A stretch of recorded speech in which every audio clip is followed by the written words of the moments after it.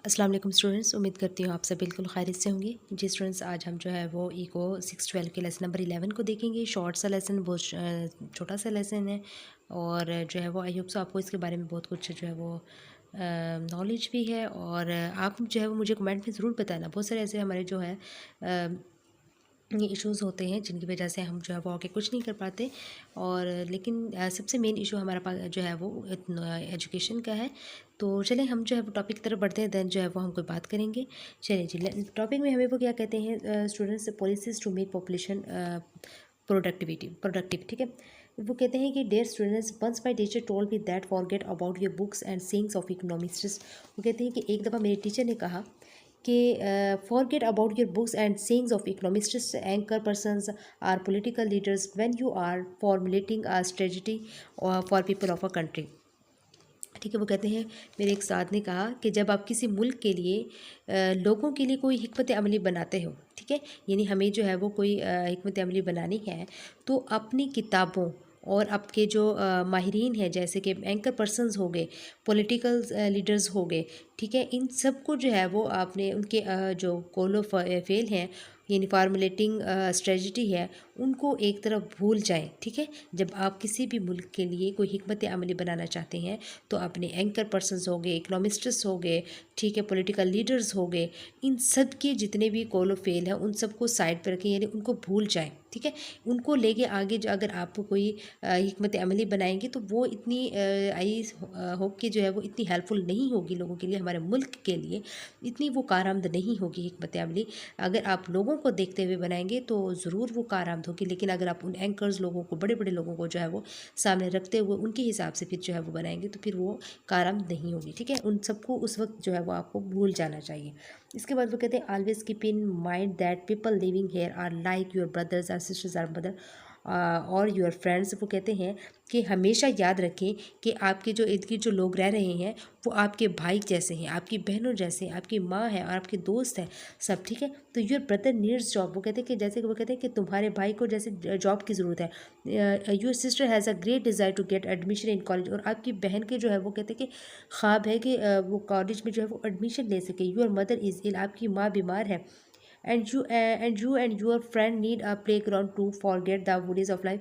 वो कहते हैं और आपको और आपके दोस्त को जो है वो ज़रूरत है प्ले ग्राउंड की, जिसमें आप जो है वो अपनी तमाम ज़िंदगी की तमाम परेशानी को जो है वहाँ पे जाके भूल जाएं। ठीक है, इसके बाद वो कहते हैं कि नाउ फर्स्ट जज the cost of your brothers unemployment. वो कहते हैं फिर आप क्या जो है वो अपने भाई की बेरोज़गारी की कीमत लगाएं and it's consequences on your sisters education. और अपनी बहन के जो बिखरे हुए जो ख्वाब है, यानी जो उनका जो एजुकेशन हासिल करने का जो ख्वाब है उसकी कीमत लगाएं and your mother illness and dreams of life. वो कहते हैं और अपनी माँ की बीमारी और अपने जो ख्वाब हैं उनकी फिर जो है वो आप क्या कीमत लगाएंगे, इनकी कीमत लगाएं। ठीक है, यानी cost the estimate the cost of shattered dreams of your sister if she could not gate admission in college. वो कहते हैं आप उसकी जो है वो क्या कीमत लगाएंगी, जो आपकी बहन का एक ख्वाब है कि वो कॉलेज में एडमिशन ले और उसका जो है वो एडमिशन ना ले सके, could not gate admission in college, अगर वो उसका जो है एडमिशन ना हुआ तो आप उसकी जो है वो क्या कीमत लगाएंगे। ठीक है, इसके बाद वो कहते हैं then estimate how much you are willing to pay to save the life of your mother.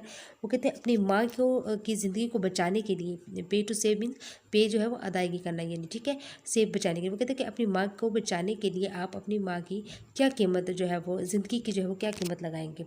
ठीक है, ये उन्होंने क्वेश्चंस किए में है।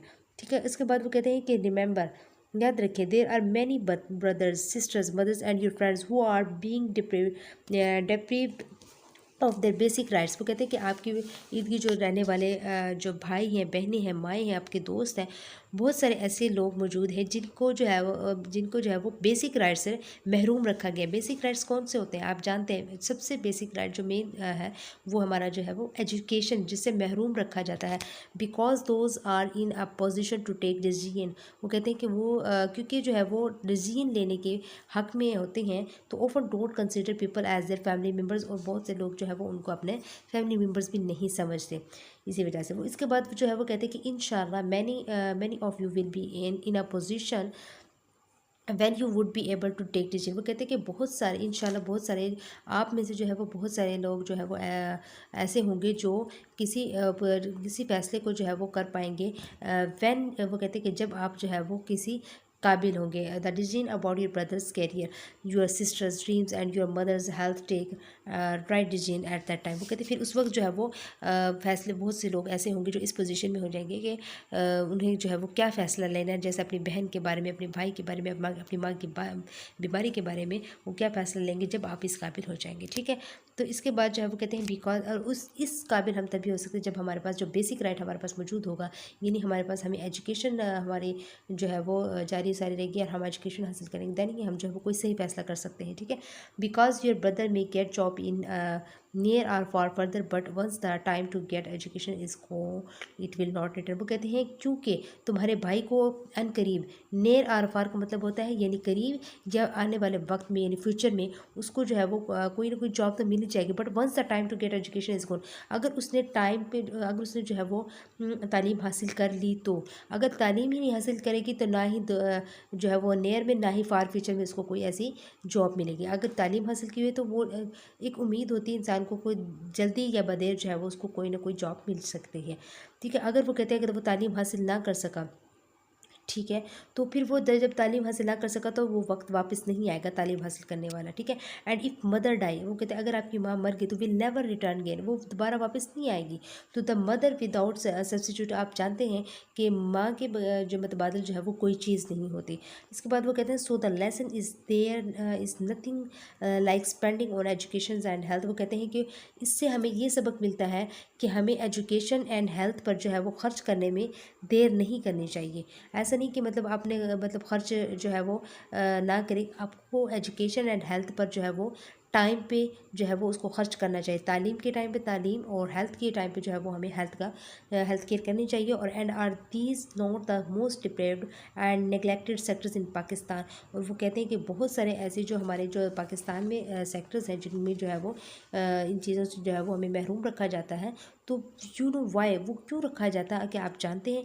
आप स्टूडेंट्स मुझे कमेंट बॉक्स में बताएंगे। क्या आपके साथ बहुत सारे ऐसे इश्यूज़ हुए हैं? अगर किसी के साथ ऐसा इशू है तो मुझसे ज़रूर शेयर करें, मुझे कमेंट बॉक्स में बताएं। जो भी आपने पिछले प्रीवियस लेक्चर्स में आपने पढ़े हैं मुझे कमेंट में ज़रूर बताएं, क्या हुआ है क्या नहीं हुआ आपकी डेली लाइफ में, आपके इर्द गिर्द के लोगों में, क्या आपने जो है वो ऑब्ज़र्व की चीज़ें, और हमें क्यों महरूम रखा जाता है। अब आजकल की जो मैं ये समझती हूँ कि आजकल का जैसे हमारे केसेस आते हैं, हमें इसलिए महरूम रखने की कोशिश की जाती है ताकि अगर हमने तालीम हासिल कर ली तो हम कोई ना कोई हक़ लेने में जो है वो आवाज़ उठा सकते हैं, हम अपना हक़ ले सकते हैं। लोगों ने क्या किया हुआ है कि वो लोगों ने जो है वो हक़ छीनने की आदत पड़ी हुई है। अगर हम तालीम हासिल कर लेंगे तो हम अपना हक़ छीनने नहीं दे सकते, हमारा राइट है। तो स्टूडेंट्स आप मुझसे जो है कमेंट बॉक्स में ज़रूर रब्ता कीजिएगा। अगर कोई भी ऐसा इशू रहा है आपकी लाइफ में तो प्लीज़ ज़रूर शेयर कीजिएगा। मिलते हैं नेक्स्ट लेक्चर के साथ, तब तक के लिए मुझे इजाज़त दीजिए। Thank you so much and अल्लाह हाफ़िज़।